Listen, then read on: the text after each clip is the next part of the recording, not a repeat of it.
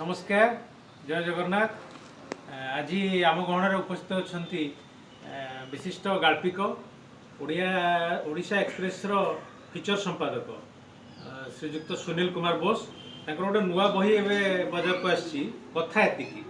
अक्षर अनुभव स्केच कथा एति ओडिशा एक्सप्रेस खबर कागज विभिन्न समय प्रकाश पाई विभिन्न सांप्रतिक समय घटनावली को लेकिन बहीटी लेखागुड़िक प्रकाश पाई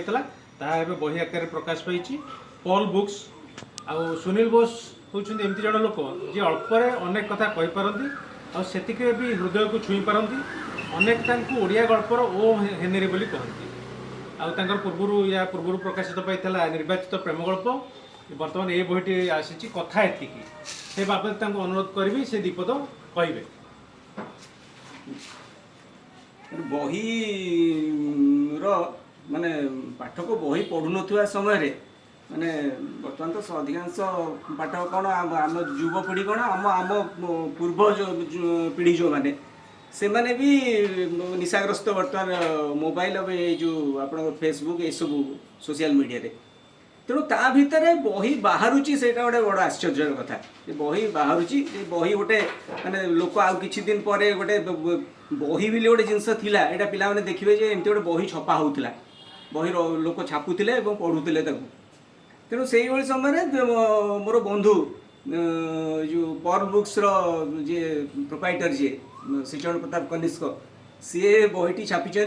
से बही बिक्री होनी जाणी छापी तेणु यहाँ को गोटे दुस्साहस बोली कहुपर माने गोटे बही छापा गोटे लॉस स्कीम बर्तमान कहीं बही तो एक छपा होनी जो जो मैंने भी छापुंट गवर्नमेंट किणुची पाठकों पाखे पहुँची पारुनी से बही बहुत राममोहन लाइब्रेरी बही किणा होता एकाडेमी रे से गोदाम घरे पड़ी पड़ी खत हो लाइब्रेरी मानक डाकिले भी से आसिक मागणार भी बही नौना तेणु बही पढ़ा प्रति लोकंर कौन आग्रह ये बेस अन्वय लोक जापर बही प्रति लोकंर आग्रह कौन अच्छी ता भितर एगुड़ा हूँ मोर मु छापिली कहीं एगुड़ा सब न्यूज पेपर बाहर मु गोटे ओडिशा एक्सप्रेस भी गोटे खबर कागज काम करे से खबर कागज गोटे साहित्य पृष्ठा जोटा तार बाहर सप्तम ऋतु पंचम ऋतु सप्तम ऋतु पंचम स्वर से साहित्य आसर से साहित्य पृष्ठार मु कथा एतिक बोली गोटे स्तंभ रेगुलार लेखे प्रति सप्ताह एवं से गुड़ाकर संकलन कराई कहीं कागज रही से कागज कड़े रदी वाला को लास्ट को कबड्डी वाला को बिक्री कर कागज तेणु ताको साहित्य रखा जाई परिवनी तेणु से लेखा गुड़ी को साहित्य रखापी ही मुझे बही कर पाठक केते दूर पढ़े और पाठक द्वारा केते दूर आदृति लाभ कर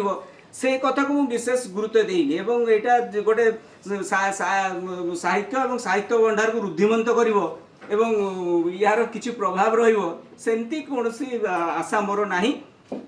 या सत्य जदि किए पढ़ले से मोपाई गोटे एक्सट्रा गोटे बोनस भाया हम कहीं यही बहीटा पढ़ी जदि किसी लोक भावे गुड़ाए समय आमर बर्बाद है से गोटे ग्रेट फेल्योर बोली मुझे धरबी किंतु जो पढ़ा पर जो जाने हाँ जाओ किसी समय बर्बाद है किसी समय कम लगी भल गप कि समय भलरे कटिला भल लगे जदि किसी मत पाठकों पाखु आसला जानवी बही छापा सार्थक होती बही तो ये निश्चित भाव में बही कहीं किणुना गोटे लॉस स्कीम जहाँ कनिष्क छापी मुझे बहुत धन्यवाद दूची तेणु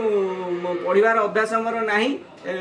गोटे समय लोक बही पढ़ुले लाइब्रेरी थिला यहाँ गोटे इतिहास हो किसी दिन पर बर्तमान जहाँ माने सोशल मीडिया रो प्रभाव जहाँ हो सोशल मीडिया रे जो सब रसाल उपादान एवं तथ्य सब रोची ताकू बही जे बीट कर आज युव समाज को तृप्त कर बही सेमती आशा कहीं देखा जाऊनी कहीं जो सब विषय वस्तु आजिकल सोशल मीडिया रे उपलब्ध हो बहुत सहजरे तेणु बही प्रति लोक आदर कमिवा गोटे स्वाभाविक बहीटी तार मूल्य रही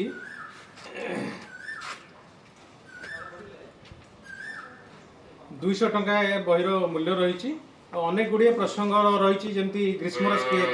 वर्षार स्केच शीतर स्केच कोरोना कालर स्केच शेष आउ कि 129 पृष्ठा 130 पृष्ठार बही ଆଉ ଏଇଟା ଆପଣମାନେ ଯଦି ପଢ଼ିପାରିବେ ଭଲ କଥା, ଭଲ ଲାଗିବ ପଢ଼ିବା ପାଇଁ। ୟା ପୂର୍ବରୁ ଆଉ ଏଇ ବହି ଗୁଡ଼ାକ ଅଛି। ସୁନୀଲ ବୋଷଙ୍କର ଅନ୍ୟ ବହି ଗୁଡ଼ିକର ସୂଚନା ବି ଏଥିରେ ଅଛି। ଅଳ୍ପ ଅଳ୍ପ ଗଳ୍ପ, ଗପର ଗଜଲ, ସକାଳର ଚା ଗପ, ଫୁଲ ଗଛ ମରିନି, ମଡ଼େଲ ଓ ଅନ୍ୟାନ୍ୟ ଗଳ୍ପ, ବୋତାମ ଛିଣ୍ଡା ସାର୍ଟ ଓ ଅନ୍ୟାନ୍ୟ ଗଳ୍ପ, ଗାନ୍ଧୀଙ୍କ ଚଷମା ଓ ଅନ୍ୟାନ୍ୟ ଗଳ୍ପ, ଏହିସବୁ ବହି ଆପଣ ପଢ଼ିପାରିବେ। ଆଉ ଆମର ଚ୍ୟାନେଲ୍ ସମୟର ସତ୍ୟପାଠକୁ ଆପଣ ଲାଇକ୍, ସେୟାର ଆଉ ସବସ୍କ୍ରାଇବ୍ କରିବେ, ଏତିକି ଅନୁରୋଧ। ଜୟ ଜଗନ୍ନାଥ।